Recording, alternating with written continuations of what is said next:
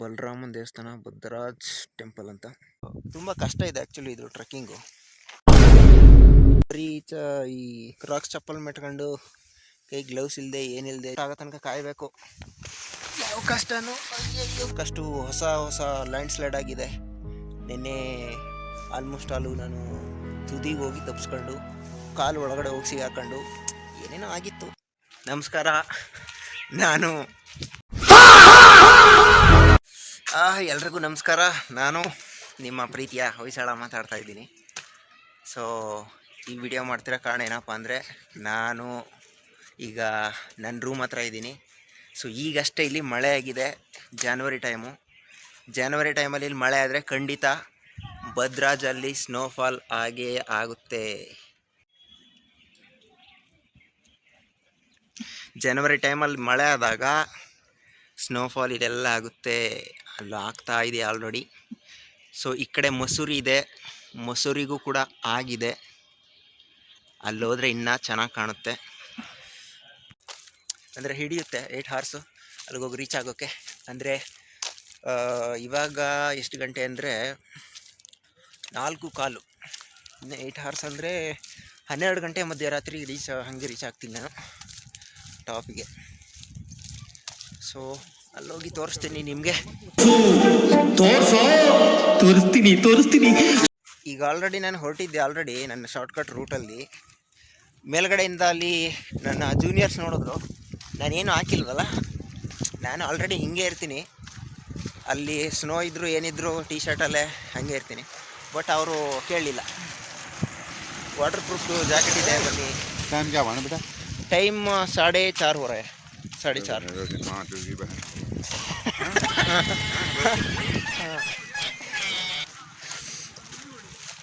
ಅವರು ಟೈಮ್ ಕೇಳಿದ್ರು ಅಷ್ಟೇ. ಅದಾದಮೇಲೆ ಏನೋ ಇಷ್ಟು ಬೇಗನ ಆಗೋಯ್ತಾ ಅಂತ ಕೇಳ್ತಾಯಿದ್ರು. I am coming. ಈ ನಾಯಿಗಳ ಹಾವಳಿ ಹಿಮಾಲಯಕ್ಕೆ ಹೋದರೂ ಬಿಡಲ್ಲ, ನಮ್ಮ ಬಂದ್ಬಿಡ್ತವೆ. ಅಣ್ಣ ನಮಸ್ಕಾರ. ನಿಮಗೂ ನಮಸ್ಕಾರ. ಈ ತರ ಸಾಫ್ಟ್ ಆಗಿದ್ರೆ ನಿನ್ನ ಮೆಂಟಲ್ ಹಾಸ್ಪಿಟಲ್ ಸೇರಿಸ್ಬಿಡ್ತಾರೆ. ನಾನು ನಿನ್ ತರನೇ ಇದ್ದೆ, ಈಗ ದೇವರಾಗ್ಬಿಟ್ಟಿದ್ದೀನಿ. I am God is great. Short ಕಟ್ಟಿಂದ ಈಗ ಮೈನ್ ರೋಡ್ ರೀಚ್ ಆಗಿದ್ದೀನಿ. ಈ ಮೈನ್ ರೋಡಿಂದ ಒಂದು 23 ಕಿಲೋಮೀಟರ್ಸ್ ಹೋಗಬೇಕಾಗುತ್ತೆ ನಡ್ಕೊಂಡು. ಕೋಟಿ ಅಂತ ಒಂದು ಚಿಕ್ಕ ಹಳ್ಳಿ, ಆ ಬೆಟ್ಟದ ಕೆಳಗಡೆ ಒಂದು ಹಳ್ಳಿ ಇದೆ. ಅಲ್ಲಿ ತನಕ ರೋಡ್ ಸಿಗುತ್ತೆ. ಅಲ್ಲಾದಮೇಲೆ ಎಲ್ಲ of road, full trekking. Reach ಆಗಿದ್ದೀನಿ. ಈಗ ಅಲ್ಲಿಗೆ ರೀಚ್ ಆಗೋದಕ್ಕೆ 4 hour ಬೇಕು. ಇನ್ನು ಅಲ್ಲಿಂದ ಮೇಲೆ ಈ ಚಳಿಯಲ್ಲಿ ಮಳೆ ಇದ್ದು ಈಗ ತಾನೇ ಫ್ರೆಶ್ಶಾಗಿ ಮಳೆ ಬಂದು ಹೋಗಿದೆ. ಸೊ ಮಳೆಯಲ್ಲಿ ಸ್ವಲ್ಪ ಸ್ಲಿಪ್ಪರಿ ಅದು ಇದು ಎಲ್ಲ ಇರುತ್ತೆ, ಜಾರುತ್ತೆ. ಸೊ ಒಂದು 5 hours ತಗೊಳುತ್ತೆ ಟ್ರೆಕ್ಕಿಂಗ್ಗೆ, ಮೇ ಬಿ ಅಂದಾಜಿನ ಪ್ರಕಾರ. ಒಟ್ಟಿನಲ್ಲಿ ಮಿಡ್ ನೈಟ್ ಒಳಗಡೆ ರೀಚ್ ಆಗ್ತೀನಿ. ನಡ್ಕೊಂಡು ಬರೋಕ್ಕೆ ಶುರು ಮಾಡಿ ಇನ್ನೂ ಒಂದು 1 ಗಂಟೆ ಆಗಿದೆ. ಆವಾಗಲೇ ಮಳೆ ಶುರುವಾಗಿದೆ. ಸೊ ಮಳೆ ಬರ್ತಿರೋ ಕಾರಣ ನಾನು ವೆಯ್ಟ್ ಮಾಡ್ತಾಯಿದ್ದೀನಿ. ಇಲ್ಲಿ ಇವನು ಕೂಡ ಫುಲ್ಲು ಎಕ್ಸೈಟ್ಮೆಂಟ್ ಆಗಿದ್ದಾನೆ. ಯಾಕೆ ಅಂತ ಕೇಳಿದ್ರೆ ನನ್ನ ಒಬ್ಬ ನೋಡೋಕ್ಕೆ ಬಂದ ಅಂದ್ಕೊಂಡಿದ್ದಾನೆ. ಅದು ಕೂಡ ಮಳೆಯಲ್ಲಿ ವೆಯ್ಟ್ ಮಾಡ್ತಾಯಿದೆ, ಮಳೆ ನಿಲ್ಲೋದಕ್ಕೆ.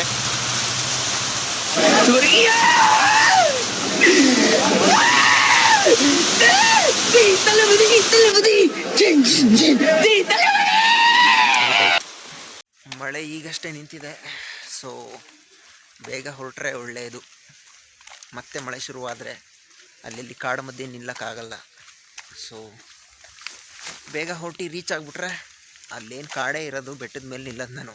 ಮಳೆ ಬಂದರೆ ಅಲ್ಲಿ ಮಳೆನೂ ಬರೋಲ್ಲ, ಸ್ನೋ ಬರುತ್ತೆ ತಲೆ ಮೇಲೆ. ನೋಡೋಣ ಏನಾಗುತ್ತೆ. ಕ್ರಾಕ್ಸ್ ಚಪ್ಪಲ್ಗಳಿಗೆ ಇರೋ ದೊಡ್ಡ ರೋಗ ಏನಂದರೆ, ಅಕ್ಕಪಕ್ಕ ಇರೋ ಕಲ್ಲುಗಳನ್ನೆಲ್ಲ ತಂದು ಗೂಡು ಒಳಗಡೆ ಕುಣಿಸ್ಕೊಬಿಡುತ್ತೆ. ನೀರು ನುಗ್ಗಿದ್ರೂ ಪ್ರಾಬ್ಲಮ್ ಇಲ್ಲ, ಆ ಕಲ್ಲುಗಳು ನುಗ್ಗಿಬಿಟ್ರೆ ಇರಿಟೇಷನ್ ಆಗುತ್ತೆ ಫುಲ್ಲು. ಫೈನಲಿ ಕೊನೆಗೂ ಈ ಬೆಟ್ಟದ ಕೆಳಗಡೆ ಇರೋ ಒಂದು ಹಳ್ಳಿ, ವಿಲೇಜು, ಅಲ್ಲಿಗೆ ಬಂದಿದ್ದೀನಿ. ಈಗ ಟೈಮ್ ಬಂದು 8:30. ಸೊ 4:15 ಬಿಟ್ಟಿದ್ದೆ. 4 ಅವರಲ್ಲಿ ಇಲ್ಲಿ ಬಂದಿದ್ದೀನಿ. ಇನ್ನೂ ಬೇಗ ಬರ್ತಿದ್ದೆ, ಬಟ್ ಏನಪ್ಪ ಅಂದರೆ ಇಲ್ಲಿ ಹಳ್ಳಿ ಇದೆಯಲ್ಲ, ಸೊ ಈ ಊರಲ್ಲಿ ಜನ ಇರ್ತಾರೆ, ಸುಮ್ಮನೆ ಅದು ಇದು ಕೇಳ್ತಾರೆ. ಡೇ ಟೈಮಲ್ಲಿ ಇದು ಟ್ರೆಕ್ಕಿಂಗ್ ಮಾಡೋವಂಥ ಜಾಗನೇ. ಆದರೂ ನೈಟ್ ಟೈಮಲ್ಲಿ ಸುಮ್ಮನೆ ಕಾಣಿಸ್ಕೊಂಡು ಅವೆಲ್ಲ ಏನಕ್ಕೆ ಅಂತ ಕದ್ದು ಮುಚ್ಚಿ ಕಣ್ಣ ಮುಚ್ಚಲ್ಲ ಆಡ್ಕೊಂಡು ಆ ನಾಯಿಗಳ ಕಾಟಗಳನ್ನೆಲ್ಲ ತಪ್ಪಿಸ್ಕೊಂಡು ಈಗ ಬಂದೆ. ಸೊ ಅಲ್ಲೆಲ್ಲ ವೀಡಿಯೋ ಮಾಡೋಕ್ಕಾಗಲ್ಲ, ಹಿಂಗೆ ಮಾತಾಡೋಕ್ಕೂ ಆಗಲ್ಲ. ಈಗ ನಾನು ಬಂದಿರೋ ಜಾಗ ಬಂದು ಕೋಟಿ ಅಂತ ಒಂದು ಓಹೋ ಒಳ್ಳೆ ಕ್ಯಾಪ್ಚರ್ ಐತೆ ನೋಡಿ. ಸರಿಯಾಗಿ ಸಿಡ್ಲು ಹೊಡಿತು, ಇಲ್ಲಿ ಬೇರೆ ಪಟಾಕಿ ಹೊಡಿತವ್ರೆ. ಗುಡುಗ್ ಸೌಂಡ್ ರೀಚ್ ಆಯಿತು, ರೀಚ್ ಆಗಲಿಲ್ವ ನಿಮಗೆ ಗೊತ್ತಿಲ್ಲ, ನನಗಂತೂ ರೀಚ್ ಆಯಿತು. ಸೊ ಟೈಮ್ ಬಂದು 11 ಕಾಲಾಗಿದೆ. ನನಗೆ ಈಗ ಒಂದು 3/4 ಭಾಗ ಹತ್ತಿದ್ದೀನಿ. ಸೊ ಸ್ನೋ ಸಿಕ್ಕಿದೆ ನನಗೆ ಆಲ್ರೆಡಿ. ಇಲ್ಲೆಲ್ಲ ಕಾಲಿಗೆ ಸರಿಯಾಗಿ ಚಳಿ ಹೊಡಿತಾ ಇದೆ, ಕೈಗೂ ಕೂಡ ಹೊಡಿತಾ ಇದೆ. ಕತ್ಲೆ ಬೇರೆ ತುಂಬ ಇದೆ. ಚಂದ್ರನ ಬೆಳಕು ಸ್ವಲ್ಪ ಇತ್ತು, ಅದು ಇಲ್ಲ, ಮೋಡ ಮುಚ್ಚಿದೆ, ಹನಿ ಆಗ್ತಾ ಇದೆ. ಇದ್ರ ಮಧ್ಯೆ ಸ್ನೋ ಬೇರೆ ಜಾಸ್ತಿ ಇದೆ. ಜಾರಿದ್ರೆ ಜೈ ಅಂತ ಜಾರ್ಕೊಂಡು ಏನು 3 ಅವರಿಂದ ಏನು ನಡ್ಕೊಂಡು ಬಂದಿದ್ದೀನಿ, ವಾಪಸ್ ಅಲ್ಲಿಗೆ ಹೋಗ್ಬೇಕಾಗುತ್ತೆ. ಇಲ್ಲಿ ಯಾವುದೋ ಪ್ರಾಣಿ ಹೋಗಿದೆ, ಯಾವುದು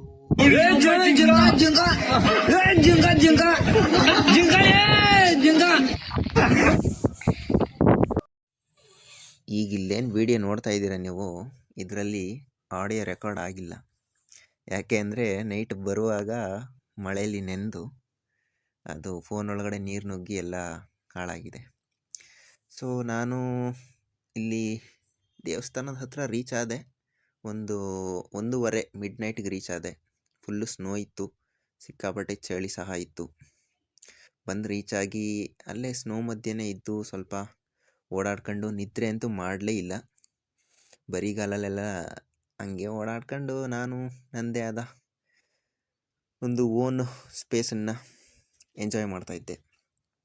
ಸೊ ಬೆಳಗ್ಗೆ 7 ಗಂಟೆ ಆಗ್ತಿದ್ದಂಗೆ ಬಂದೆ ದೇವಸ್ಥಾನದ ಹತ್ರ. ಇಲ್ಲಿ ನಮ್ಮ ಬಲರಾಮ್ಜಿ ಇದ್ದಾರೆ, ನಮ್ಮ ಕೃಷ್ಣನ ಅಣ್ಣ. ಸೊ ಅದರಿಂದನೇ ಭದ್ರಾಜ್ ಟೆಂಪಲ್ ಅಂತ ಕರೀತಾರೆ. ಇದೇನೋ ಆಗಿದೆ, ಏನಾಗಿದೆ ಇಲ್ಲಿ? ಓಕೆ, ಇದು ನೆನ್ನೆ ಆ್ಯಕ್ಚುಲಿ ಸಿಡ್ಲು ಹೊಡಿತಾ ಇತ್ತು ಅಕ್ಕಪಕ್ಕ ಎಲ್ಲ. ನಿಮಗೆ ತೋರಿಸಿದ್ನಲ್ಲ, ನನ್ನ ಅಕ್ಕಪಕ್ಕನ ಸಿಕ್ಕಾಬಟ್ಟೆ ಸಿಡ್ಲು ಹೊಡೆದಿತ್ತು. ದೇವಸ್ಥಾನಕ್ಕೆ ಹೊಡೆದಿದೆ, ಗಂಟೆ ಎಲ್ಲ ಕರ್ರಾಗಿದೆ. ನಾನು ಸಿಡ್ಲು ಬೆಳಕಲ್ಲೇ ಬಂದೆ ಆಲ್ಮೋಸ್ಟ್ ಆಲು. ಅಷ್ಟು ಸಿಡ್ಲು ಮಿಂಚು ಎಲ್ಲ ಇತ್ತು, ಟಾರ್ಚೇ ಆಗ್ತಿರ್ಲಿಲ್ಲ ನಾನು, ಹಾಗೆ ಬಂದೆ. ಇಲ್ಲಿ ಪೂಜಾರಿ ಬೇರೆ ಬಂದಿಲ್ಲ. ಆಮೇಲೆ ಬಂದ್ಬಿಟ್ಟು ನಾವು ಮಾಡಿದ್ವಿ ಅನ್ಕೊಬಿಟ್ರೆ ವಾಪಸ್ ಹೋಗೋಣ ಬೇಗ. ಸೊ ತುಂಬ ಚಳಿ ಇದೆ. ಪೂಜಾರಿ ಯಾಕೋ ಬರೋದು ಕಾಣೆ. ಇಲ್ಲಿ ಒಂದಿಬ್ಬರು ಬಂದಿದ್ದಾರೆ, ಬಂದು ವೆಯ್ಟ್ ಮಾಡ್ತಿದ್ದಾರೆ. ಬಟ್ ತೆಗಿಯಲ್ಲ, ಅವ್ರಿಗೇನು ಗೊತ್ತು. ಈ ಸ್ನೋವಲ್ಲೂ ಕೂಡ ಯಾರೂ ಬರೋಕ್ಕೆ ಸಾಧ್ಯ ಇಲ್ಲ. ಪೂಜಾರಿ ಬಂದು ಪೂಜೆ ಮಾಡೋದು ಡೌಟೇ. ಕಾಲಿಗೆ ಮಾತ್ರ ಸಿಕ್ಕಾಬಟ್ಟೆ ಕೋಲ್ಡ್ ಹೊಡಿತಾ ಇದ್ದೆ. ಇಲ್ಲೆಲ್ಲ ಸ್ನೋ ಇದೆ. ಸ್ನೋವಲ್ಲಿ ನಡೆಯೋದು ಅಷ್ಟು ಸುಲಭ ಅಲ್ಲ. ಒಂದು ಸ್ವಲ್ಪ ಜಾರಿದ್ರೂ ಸುಯಿ ಅಂತ ಜಾರ್ಕೊಂಡು ಹೋಯ್ತಿರ್ಬೇಕಾಗುತ್ತೆ. ಕ್ರಾಕ್ಸ್ ಬೇರೆ ಒಳಗೆಲ್ಲ ಐಸ್ ತುಂಬ್ಕೊಳ್ಳುತ್ತೆ. ಅಲ್ಲಿದ್ದಿದ್ದು ಕಲ್ಲು ಮಣ್ಣನ್ನೇ ಬಿಡ್ತಿರ್ಲಿಲ್ಲ ಇದು, ಇಲ್ಲಿ ಸ್ನೋನ ಬಿಡುತ್ತಾ. ಈ ಸ್ನೋ ಬೇರೆ ಸರಿಯಾಗಿ ಆಗಿದೆ ಸ್ನೋಫಾಲು. ದೂರದಿಂದ ಅಷ್ಟು ಕಾಣಿಸ್ತಾ ಇರಲಿಲ್ಲ. ನನಗೆ ಗೊತ್ತಿರೋ ಹಾಗೆ ಇಲ್ಲೊಂದು ಪಕ್ಕ ಒಂದು ಒಳ್ಳೆ ವ್ಯೂ ಸಿಗುತ್ತೆ ಆ ಟರ್ನಲ್ಲಿ. ಅದನ್ನು ಅಲ್ಲಿಗೋಗಿ ಕ್ಯಾಪ್ಚರ್ ಮಾಡೋದ್ಕಿಂತ ಇಲ್ಲಿಂದನೇ ಹಿಡ್ಕೊಂಡು ಹೋದರೆ ಮಜಾ ಇರುತ್ತೆ.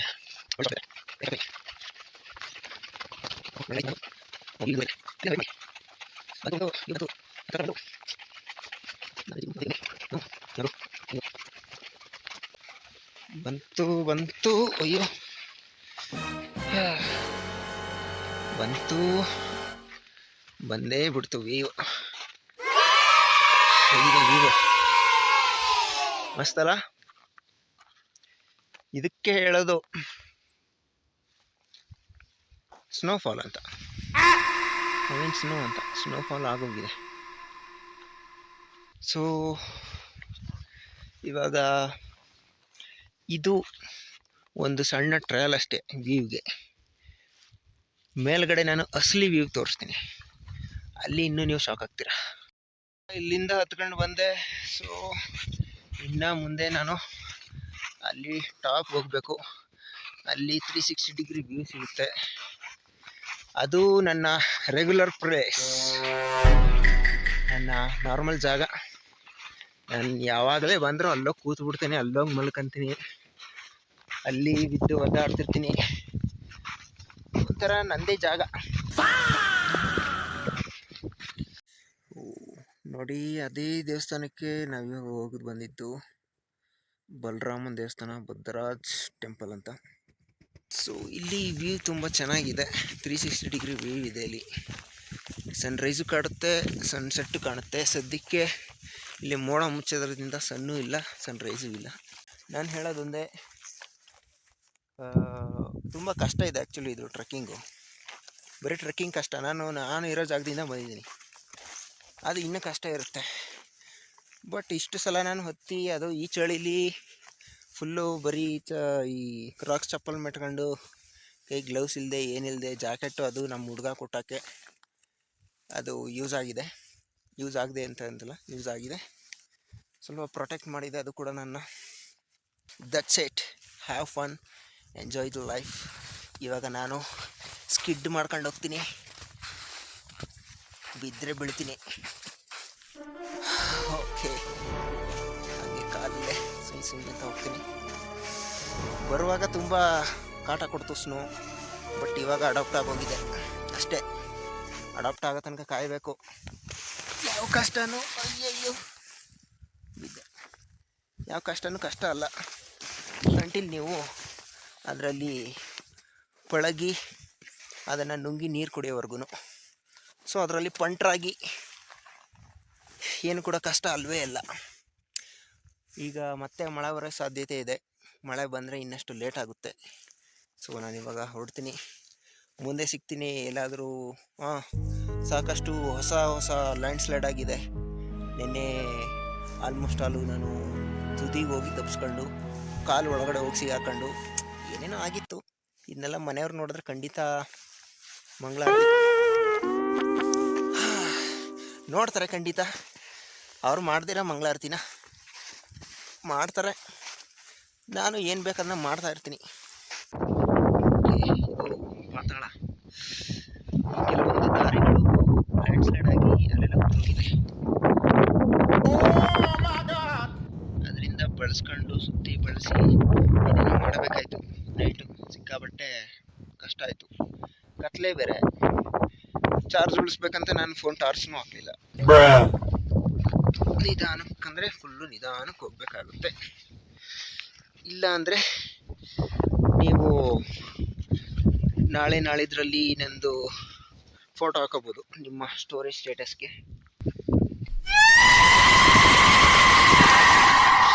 ಇವೆಲ್ಲ ಅಪ್ಕಮಿಂಗ್ ಲ್ಯಾಂಡ್ ಸ್ಲೈಡ್ಸ್ ಇದೆಲ್ಲ ಹೋಗುತ್ತೆ. ಇನ್ನೊಂದು ಸ್ವಲ್ಪ ಜೋರು ಮಳೆ ಬಂದರೆ ಸಾಕು, ಇವೆಲ್ಲ ಹೋಗುತ್ತೆ. ಈ ಪಾಟೆಲ್ಲ ಹೋಗುತ್ತೆ, ಅಲ್ಲಿ ತನಕ ಹೋಗುತ್ತೆ.